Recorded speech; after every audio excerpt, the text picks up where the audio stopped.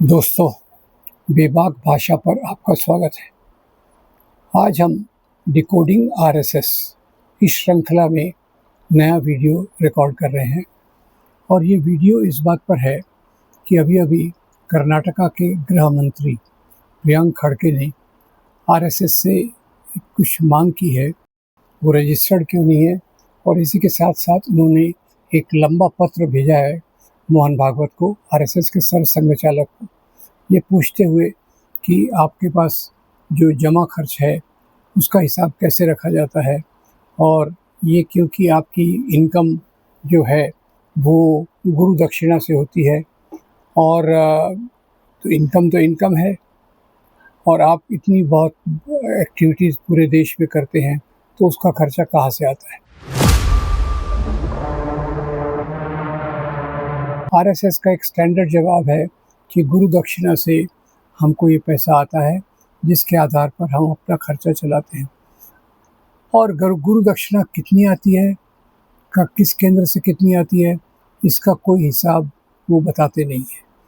तो वो अपने आप को एक लोगों का समूह करके बताते हैं, और इसी आधार पे हमारे प्रधानमंत्री नरेंद्र मोदी ने लाल किले की प्राचीर से कहा कि आरएसएस तो एक दुनिया का सबसे बड़ा एनजीओ है।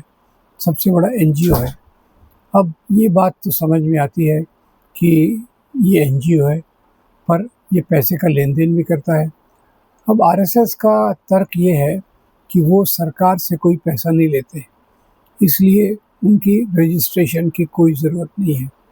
और दूसरी तरफ जो प्रियंक खड़गे, जो मेरे ख्याल से पूरे राहुल गांधी की लाइन पे चल रहे हैं और आरएसएस के पूरे हिसाब किताब की जांच करने की बात कर रहे हैं, ये प्रियंक खड़गे ने यही बात की कि आपके पास पैसा तो आता है, तो ये कहाँ से आता है, कौन आपको इतना चंदा देता है, उसका हिसाब किताब क्यों नहीं होना चाहिए।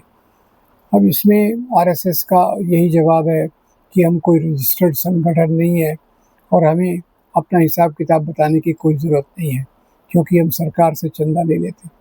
पर अगर देखा जाए तो ये अपने आप को एनजीओ तो कहते हैं, पर रजिस्टर्ड संगठन क्यों नहीं कहते, रजिस्टर्ड क्यों नहीं करते? क्या उनके पास कुछ छुपाने के लिए है? और भी बहुत सारे कारण हो सकते हैं, जैसे इनका जो संगठन है वो जो चीज़ें करता है उनमें जो आपराधिक चीज़ें होती हैं उससे ये अपना पल्ला झाड़ लेता है।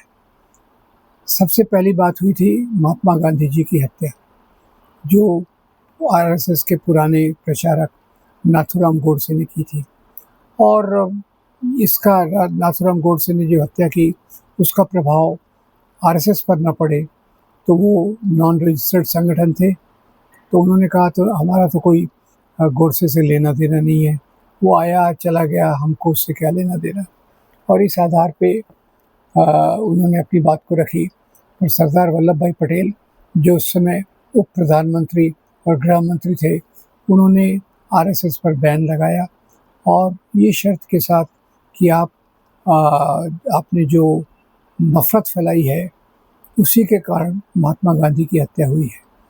फिर ये उन पर जो बैन लगाया गया उसको उठाने के लिए काफ़ी बातें हुई, कई लोगों में चर्चा हुई, और उनके मध्यस्थी के कारण ये बैन हटाया गया, और इस आधार पर हटाया गया कि आप अपना पूरा एक बही खाता रखेंगे, मेंबरशिप रखेंगे, संविधान बनाएंगे, और मेंबरशिप की जो भी लड़के 17 साल के कम 18 साल से कम आपके संगठन में आएंगे, उनके गार्जियन से, उनके माता पिता से या पालक से पूरी आपको परमिशन लेना पड़ेगा।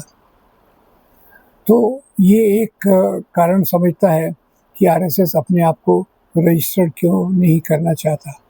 वो कहते हैं हम रजिस्टर्ड क्यों करें, तो दूसरी तरफ से आर्ग्यूमेंट है कि आप रजिस्टर्ड क्यों नहीं करना चाहते, आपको क्या छुपाना है। तो मुझे लगता है कि मुख्य रूप से उन्हें जो छुपाना है वो ये कि जब कोई इनका सदस्य, इनकी विचारधारा का व्यक्ति जो प्रचारक हो या स्वयंसेवक हो या दूसरे प्रकार से इनसे जुड़ा हो, कोई आपराधिक कांड करता है, तो ये हर समय कह सकते हैं कि हमारा इस व्यक्ति से कोई लेना-देना नहीं है, हमारे रिकॉर्ड में वो है नहीं। मेरे ख्याल से यही एक कारण है कि जिसके कारण वो अपने आप को रजिस्टर नहीं करना चाहते। फिर दूसरी बार इन पर जो बैन लगाया गया, वो इमरजेंसी के दौर पे लगाया गया। इमरजेंसी के दौर के समय भी पहले इन्होंने जो किया था, जिस प्रकार से सरकार के खिलाफ बातें की थी, उसके कारण एक बैन लगा। अब बैन के उठने के बाद ये फिर से खुले हो गए और बाबरी मस्जिद का तो एक बड़ा उदाहरण है कि बाबरी मस्जिद को किस प्रकार से तोड़ा गया, कानून को तोड़ा गया और उसमें जो मंच पर बैठे थे लाल कृष्ण आडवाणी, मुरली मनोहर जोशी और उमा भारती, इनको लिबरल कमीशन ने इसका दोषी पाया, पर फिर भी उनको कोई सज़ा नहीं हुई। ये तीसरा बैन था। इसमें स्पष्ट रूप से बात थी कि आरएसएस से जुड़े हुए लोग इस गैर कानूनी काम में, इस अपराध में शामिल थे। पर खैर, इन्हीं से बचने के लिए शायद आरएसएस रजिस्टर नहीं करना चाहता। पर प्रियंक खड़गे जो कर्नाटक के गृह मंत्री भी हैं, उन्होंने ये एक निर्धार किया है कि इस संगठन के साथ पूरी बातचीत होना चाहिए और इसको कानून के दायरे में लाना चाहिए। और उनके पत्र में उन्होंने इन सब चीज़ों का उल्लेख किया है कि कैसे आपके संगठन से लोगों ने, आपके संगठन के लोगों ने किस प्रकार से अपराध किए हैं और उस समय आपने अपने हाथ पीछे कर लिए कि इन लोगों से हमारा कोई संबंध नहीं है। तो मुख्य बात यह है कि इनका इतना बड़ा चंदा जो आता है वो कैसा आता है। ये तो कहते हैं कि गुरु दक्षिणा से आता है। क्या गुरु दक्षिणा से आए हुए पैसों से इतना सैकड़ों करोड़ का भवन दिल्ली में बन सकता है? तो उसमें उनका जवाब है कि हमारे मातहत जो संगठन हैं, जो करीब 2500 संगठन इनके मातहत हैं, वो रजिस्टर्ड हैं और उनसे जो पैसा आता है वो पैसे से इस प्रकार की गतिविधियाँ होती है। तो लुब्बो अब ये है कि पैसा तो इनके पास आता है, खर्चा भी ये करते हैं, पर किसी प्रकार की रोक-टोक, किसी प्रकार का सरकारी नियंत्रण इनके खर्च पर नहीं है, किसी प्रकार का सरकारी नियंत्रण इनकी गतिविधियों पर नहीं है, इसीलिए ये रजिस्टर नहीं कराना चाहते। हमें इस बात को गहराई से लेना चाहिए कि आरएसएस आज जो दुनिया का सबसे बड़ा एनजीओ है, जो भारत का सबसे बड़ा संगठन है, वो अपने आप को कानून के दायरे में क्यों नहीं रखना चाहता। और ये कानून के दायरे में रखने से उनकी जो कार्य की शैली है उसमें एक प्रकार की रुकावट आ सकती है। इसीलिए इसका वो एक ब्लंट जवाब देते हुए कहते हैं कि हमें रजिस्ट्रेशन की कोई ज़रूरत नहीं है।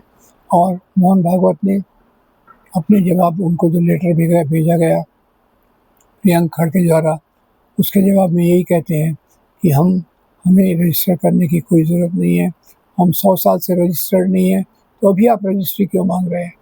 तो मैं इस बात को इस प्रकार से देखता हूँ कि आरएसएस ने जब भी संकटमय परिस्थिति पैदा की है, उसके बाद इन पर एक बैन लगाया जाता है, इनको गैर कानूनी घोषित किया जाता है।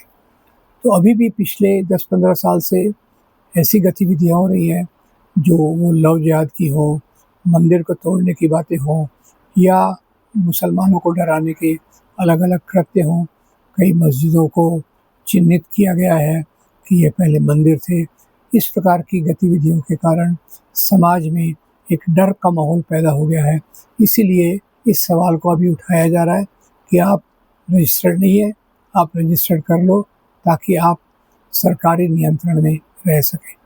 तो प्रियंक खड़गे जो और पूरी कांग्रेस का एक बड़ा तबका, जिसमें राहुल गांधी खुद सबसे आगे हैं, इस बात को चाहते हैं कि ये संगठन पर एक रोक आए, एक इस पर बंधन आए, ताकि हमारा लोकतंत्र ठीक से फले फूले और हम एक बेहतर समाज की तरफ जा सकें। आपका बहुत धन्यवाद। Thank you very much.